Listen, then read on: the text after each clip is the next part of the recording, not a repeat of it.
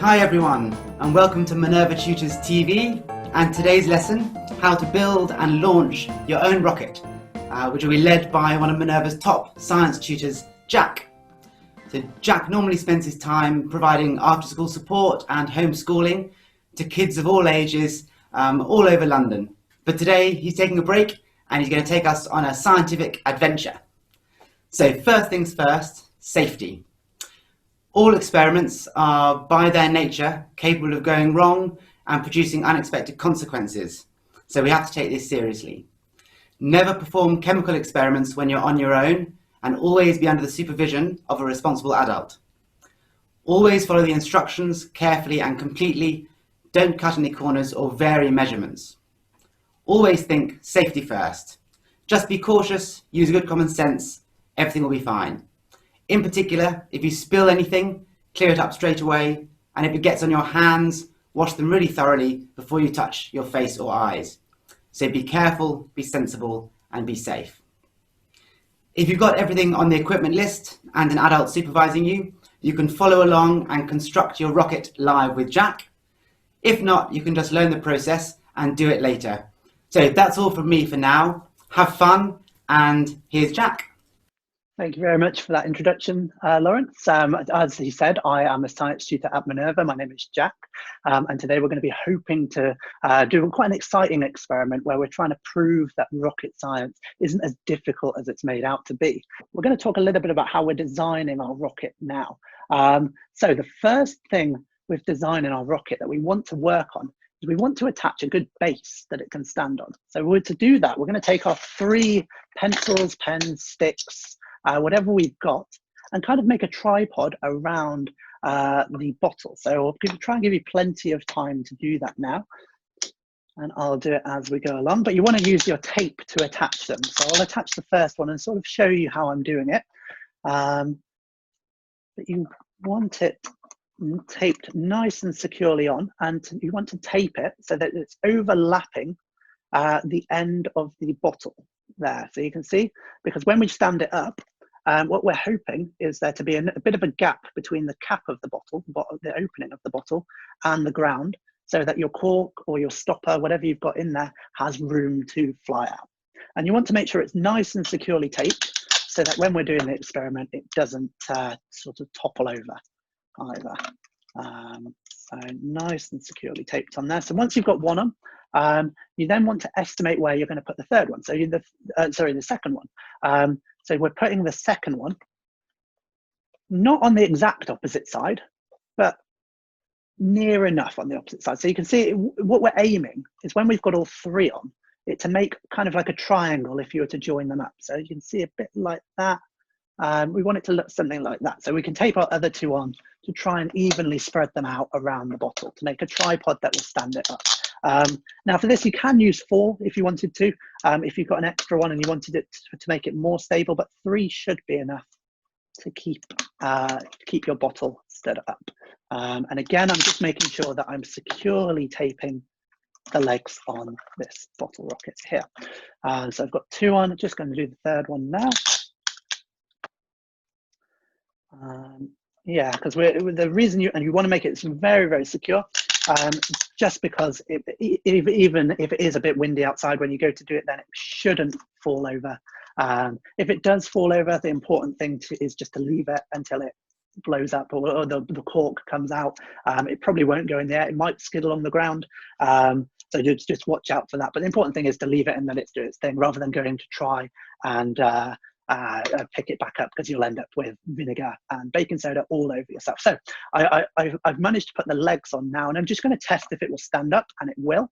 If yours doesn't stand up at this point, it will normally be because one of the legs is slightly too long. So you'll want to take that one off and retape it, so you've kind of got them all about level. So that when it stands up, it's not too wonky, and you can't. It's quite challenging to push it over. So once we've got this, we've got our base of the rocket here. And if you haven't had enough time to do that, don't worry, you'll have plenty of time to do it at the end of the lesson. And the next thing we want to do is we want to come up with some sort of a design for our rockets. So we want to draw the rocket shape, and rockets tend to have quite a bit of a point at the top. So I'm going to start by drawing that out.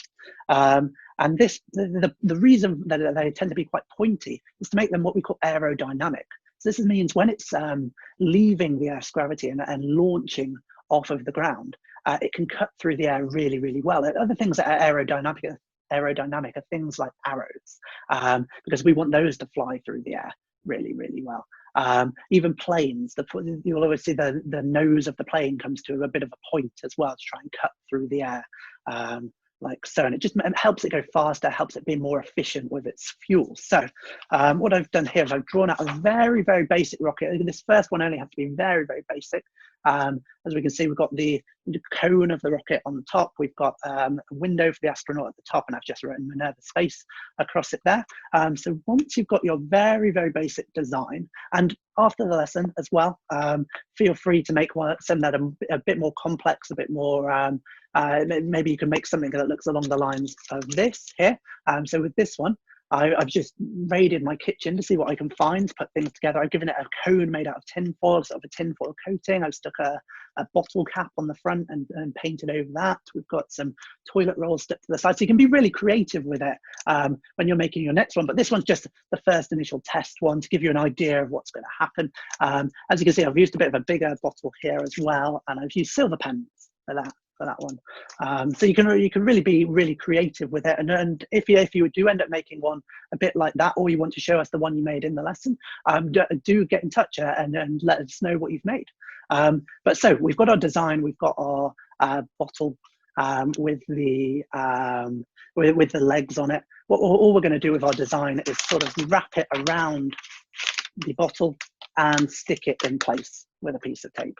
And then that's again just so that you might like to even just not do a design first and just see the bottle, so you can see the reaction happening inside. It's completely up to you. Great. So once we've made our bottle, what we need is we need to make our rocket fuel. We need to get the fuel to fuel the rocket. We know we're using the vinegar and we're using the baking soda, but as you saw with that reaction that we just did, it happens very, very quickly. So we want a method that's going to slow down the amount of time it takes to do that reaction, or for that reaction to happen.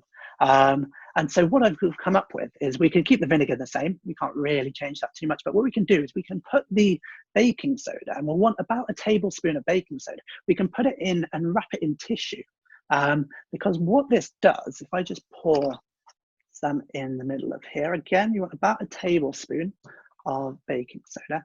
If we wrap this round in tissue, what it does is it creates a little bit of a time release system, if you like, where the baking soda doesn't come in contact with the vinegar straight away. There's a little bit of a pause, but while the vinegar goes through the tissue before it actually starts making the carbon dioxide. So it gives us enough time to get the cork on our bottle, and then turn it the right way up and take 3 big steps back before we launch it. So yeah, pretty nifty way that we can slow down that reaction and just give ourselves a bit more time with that one there. Jack signed off for a second because he's going to move outside now to launch his rocket. He's going to launch his rocket, and we recommend that you maybe save your launch till later, because he's going to show you in detail how to do it safely and properly. So if you may have finished your rockets, you may not have done yet, but either way, I think if you just watch him really closely, he's going to go through the process, getting it all set up, getting the fuel into the bottle, getting it secured, getting it stable, and then getting to a safe distance. So you can do the launch yourselves later on under supervision. Are we ready to start? I think we are. Yeah, we are. Yeah, super.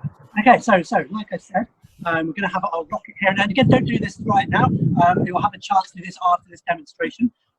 So we've got our rocket here, and I've already poured out about half a cup of vinegar, as you can see here, and I've prepared my sort of fuel packages, we could say, down there as well. So I've also got a stopper. For a stopper, I'm actually using a bouncy ball, so it doesn't have to be a cork. It's just whatever fits in your bottle best. really. So what we'll do is I'll just sort of talk through a dry run of it. But the first thing you can do quite safely is pour the vinegar in to the bottle. And so we've got it, we've got about that much vinegar in the bottle, as you can see there. That's a good idea of how much we want in. Leave that like that. And what we're going to be doing, so I'll be taking one of these sodium bicarbonate packages and popping it in, then quickly putting the bung on top, forcing it in as best I can, spinning the rocket over, standing it up, and taking at least three big steps back, but you might want to take more depending on how enclosed your garden is, and just leaving it to do its business. And if it falls down, the thing is not to drink up or anything like that. Let it fall down, let it explode. And I'm going to slowly try and lower this in here to start off, and I'll put the bung in afterwards with it. And if I spin it around, take three big steps back, and we can see what will happen.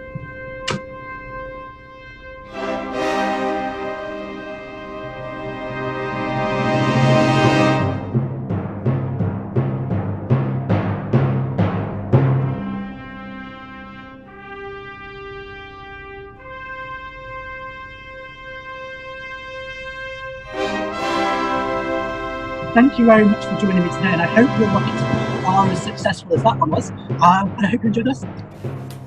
Thank you, Jack. That was absolutely fantastic. Your rocket went off amazingly. This is brilliant. I really enjoyed it. I hope all the pupils enjoyed it as well. Thanks everyone for tuning in. Don't forget all the safety precautions that Jack talked about, and having an adult with you when you do your launch, because as you can see it goes quite high, and make sure there's nothing above you for it to hit, like a ceiling or something. So definitely outside in the open space. For now though, Minerva Tutors TV Space Corps is signing off.